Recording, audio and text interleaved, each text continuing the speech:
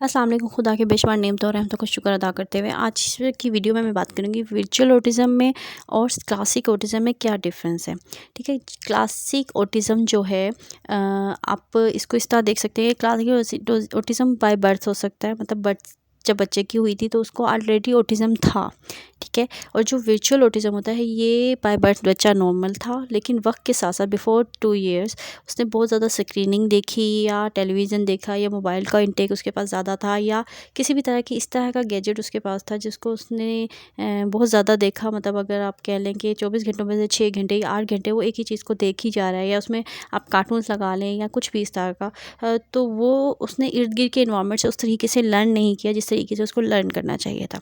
अब एक नॉर्मल बच्चे ऐसा होता है कि नॉर्मल बच्चा जो होता है वो इन्वायरमेंट से लर्न करता है। 2 साल तक उसने हर चीज़ माँ बाप को या रिश्तेदारों को या बहन भाइयों को देखकर सीखनी होती है। अब एक बच्चा अगर मुसलसल स्क्रीन देख रहा है तो वो उस तरीके से लर्न नहीं कर पाएगा, उसका दिमाग उस तरीके से काम नहीं कर पाएगा।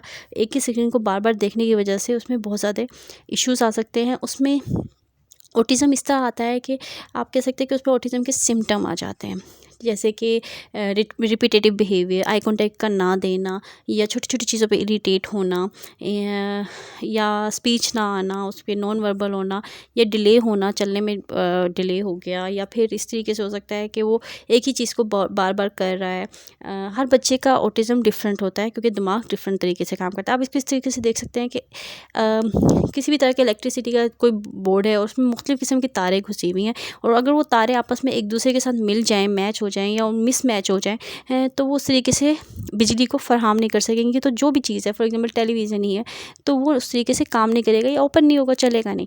इसी तरह हमारा जो दिमाग होता है, वो दिमाग जो है, हमारा दिमाग हमारे पूरे जिस्म को चला रहा होता है। ठीक है, उसमें आपका गट भी आ जाता है, मतलब जो कॉन्स्टिपेशन वाला इश्यूज़ होते हैं, तो इन बच्चों में कॉन्स्टिपेशन का इशू भी बहुत ज़्यादा होता है। आप आई सर्कल देखेंगे इन बच्चों के बहुत ज़्यादा होते हैं, या फिर आप देखेंगे कि डिले इनमें वॉकिंग डिले है या सिटिंग डिले है, आई कांटेक्ट नहीं दे रहे होते, इरिटेट हो रहे होते हैं, खुराक इनकी प्रॉपर नहीं होती, या विगल कर रहे होते हैं, मतलब हैंड्स को बार बार मूवमेंट कर रहे होते हैं या इधर उधर भाग रहे होते हैं। तो ये इनके आम सिम्टम्स होते हैं।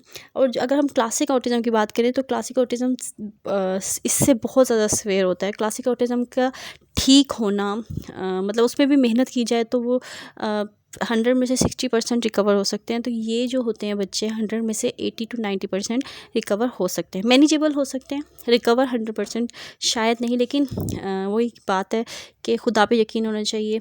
अगर आपका भरोसा खुदा पर है तो कुन फ़ायकुन की देर है, आपका बच्चा बिल्कुल ठीक भी हो सकता है। ठीक है, अब अगर आपका बच्चा वर्चुअल ऑटिज़म में है तो आप उस पर किस तरीके से मेहनत करेंगे। आपको जैसे ही पता चलता है कि आपका बच्चा आई कांटेक्ट नहीं दे रहा है या आपके बच्चे में किसी भी तरह का इस तरह का सिम्टम्स है, तो आपको फ़ौरी तौर पे एक तो साइकेट्रिस्ट को दिखाना चाहिए, उस पर थेरेपिस्ट करानी चाहिए। अगर आप थेरेपिस्ट उसकी नहीं करा सकते तो आप घर में उस पर टाइम दें। बच्चा प्यार का भूखा होता है, आप उसको जितना प्यार देंगे, जितना आप उसको हग करेंगे, क्योंकि ये बच्चे जितना ज़्यादा आप इनके करीब जाते हैं, इनको हग करते हैं, इनको किसी अपनी कम्युनिकेशन बढ़ाते हैं, उतना ज़्यादा ये लर्न करते हैं, उतना ज़्यादा इनका चीज़ों को सीखते हैं। स्क्रीन बिल्कुल बंद कर दें, मीठा इनका दुश्मन होता है। अगर आप इसको इनकी डाइट से मीठा हटा देंगे, स्क्रीन हटा देंगे, अपने से बहुत ज़्यादा अटैच कर देंगे, तो ये बहुत सारी चीज़ें लर्न कर सकते हैं। अच्छा, अब एक चीज़ आती है माँ बाप के दिमाग में कि भाई मेरा बच्चा तो बोलता नहीं है, तो ये क्या सुनता भी है कि नहीं सुनता। ऐसा बिल्कुल नहीं है, वो समझता है बच्चा। आप जो भी बात उस तक पहुंचाना चाहते हैं उससे बातें करें, आप उससे जितना ज़्यादा हो सकता है उस तक चीज़ें पहुंचाएं। अब मैंने भी अपने बच्चे पे इस तरह मेहनत की थी कि मैंने उसको अपने साथ बिठा के उसकी वेटिंग पे काम करना शुरू किया था। तो उसके साथ साथ मैं उसको हर चीज़ बताती थी। मैंने छोटी छोटी चीज़ें अपने घर में पेस्ट करना शुरू कर दी थी, जैसे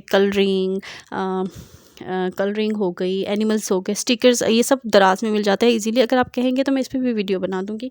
तो मैंने उस तरह की वीडियो चीज़ें हर डोर पे लगाती थी। मैं जहाँ से गुजरती थी अपने बच्चे को लेकर उसको बताती रहती थी कि ये शिप है, ये कार है, ये 1 2 3 4 5, बजाय स्क्रीन देने के आप उसको इस तरीके से उसको बताना शुरू करते हैं। जितना ज़्यादा आप उसको बताएंगे, जितना ज़्यादा आप उसको लर्न कराएंगे, वो सब सीखेगा और एक वक्त आएगा कि वो आपको पॉइंट करके बताएगा। आप इसमें दूसरी चीज़ ये होती है कि जब भी आप उसको कोई चीज़ भी बता रहे हैं और वो आपको लग रहा है कि वो उसको सीख रहा है या उस पे पॉइंटिंग कर रहा है। अव्वल तो पॉइंटिंग करना पहले सिखाना होता है कि फॉर एग्जांपल अगर आप अपनी फैमिली का कॉन्सेप्ट दें कि अगर आपके घर में कोई भी पिक्चर लगी हुई है फादर की, मदर की, तो आपने उनको पॉइंट करके बताना है कि ये आपके बाबा हैं, और एक वक्त में एक चीज़ को आपने उनको बताना है। अब जब उसको पॉइंटिंग करना आप उसको सिखा रहे हैं, तो जिस वक्त वो हल्का सा भी हाथ लगाता है या कुछ करता है तो आप उसको मोटिवेट करें। जितना ज़्यादा आप उसको मोटिवेट करेंगे बच्चे को, उतना ज़्यादा वो लर्न करेगा, और जितना ज़्यादा वो लर्न करेगा उतना ज़्यादा वो सीखेगा। अच्छा, तो वर्चुअल ऑटिज़म हो गया या क्लासिक ऑटिज़म हो गया। क्लासिक ऑटिज़म पे भी उसी तरीके से वाकर काम करना होता है। इनकी थेरेपीज़ होती है।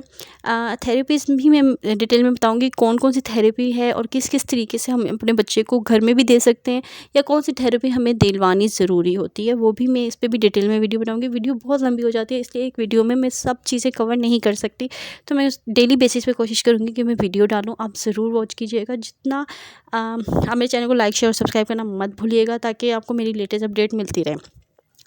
अच्छा, अब यहाँ पे एक बात और है कि थेरेपीज़ के साथ साथ आपने इनके मसाजेस करने होते हैं। मसाज का भी डिफरेंट तरीके से तरीके होते हैं, वो भी मैं कोशिश करूँगी कि जल्द ही शेयर करूँ और आप लोगों को बताऊँगी किस तरीके से मसाजेस करने ज़रूरी होते हैं। मसाजेस, थेरेपीज़ और आज की वीडियो को इससे ज़्यादा मैं लंबा नहीं कर सकती। उम्मीद है आज की वीडियो पसंद आई तो लाइक शेयर सब्सक्राइब करना मत भूलिएगा। दुआओं में याद रखिएगा और ऐसी ही लेटेस्ट वीडियोज़ के लिए मेरे साथ जुड़े रहें। Thanks for watching.